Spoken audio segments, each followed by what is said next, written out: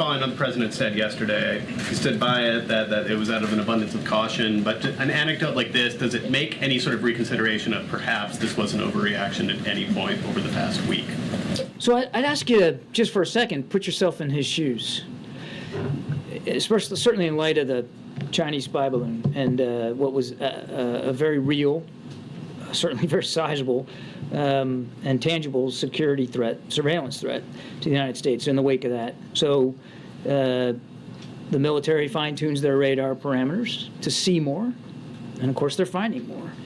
And you got these three, and they're unidentified. They're not responding to any kind of communication, so we don't know who owns them or what their purpose is. And they're flying in sovereign U.S. airspace.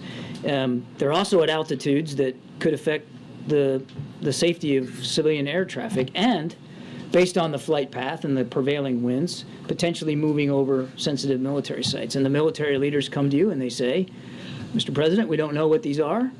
We're concerned about what they could be and about where they could be going and what the purpose might be. And we recommend that you take these down in the interest of safety and security of the American people and out of an abundance of caution. And the president acted on that recommendation because he takes so seriously his responsibilities to protect this country, our secrets, our interests, and our people. So the short answer to your question is absolutely not. Given the situation we were in, the information available, the recommendation of our military commanders, it was exactly the right thing to do at exactly the right time. Now, going forward, and you heard the president talk about this yesterday, we're going to make sure we've got some new rules in place for how we make decisions in future circumstances. Yeah. That doesn't mean, and it doesn't mean, and you heard the president say this yesterday, it doesn't mean that there won't be additional shoot-downs if he believes there's a legitimate threat to our safety and security. But it does mean that we're going to put a new set of parameters on the decision-making process going forward. But just last follow-up on that, everything you just said, can that coexist?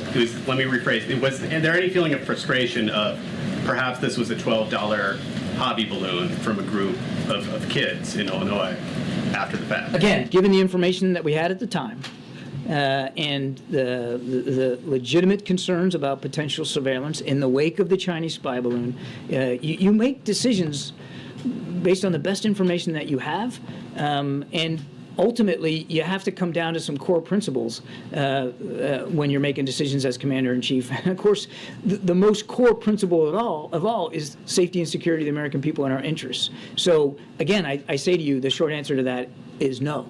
And frankly, given the circumstances in light of what happened with this spy balloon, wouldn't that be a better outcome if it turns out that they were in fact civilian or recreational use or a weather balloon and therefore benign, which is what the intelligence community thinks? Isn't that a better outcome than to have to think about the possibility of greater threats to our national security?